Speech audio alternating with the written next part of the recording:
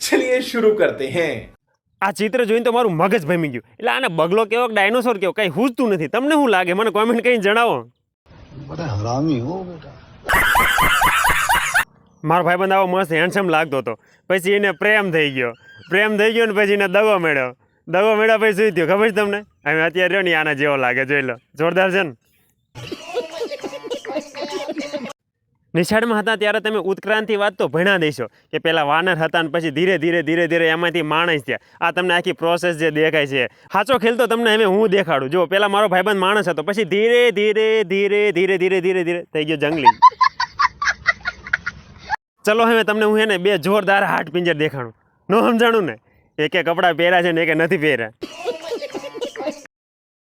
થોડુંક આગળ ચાલે ને તો એક ડાયનોસોર મને બોલાવતું હતું. મને કે અહીંયા આવતો તો હું ત્યાં ગયો. મેં કીધું બોલો ને ભાઈ શું હતું? તો મને કે ઇન્સ્ટાગ્રામનું એકાઉન્ટ બનાવી દે ને. ખોપરીમાં આ બેન મગજ શોધે છે, પણ એમને ખબર નથી કે એ તો એમને કંઈ કામનું નથી. હુગરીના માળા જેવા વાળ લઈને આ બેન કરે શું? એટલે લે આરે તો પાછો માઇક્રોસ્કોપ હોય અને મોજા તો હાથમાં પહેરવાના બદલે ટીંગાડી રાખ્યા. भाई मारो मुझे मारो नहीं ये मजाक हो रहा है, एक सेकंड यार. અને એનું રૂપ તો જુઓ, નાના છોકરા જોવે તો બીવી જાય.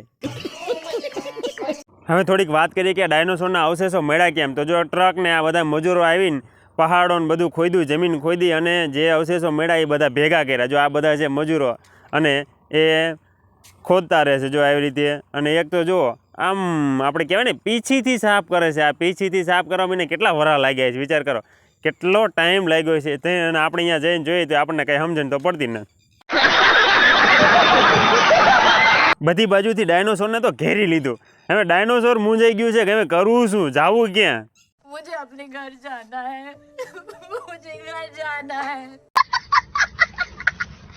આ વિડીયોમાં બસ આટલું જ. ફરી મળશું નવા બ્લોગમાં કોઈ નવા સ્થળ સાથે. જો હજુ સબસ્ક્રાઈબ કરવાનું બાકી હોય તો સબસ્ક્રાઈબ કરી લો. જય હિન્દ, જય ભારત.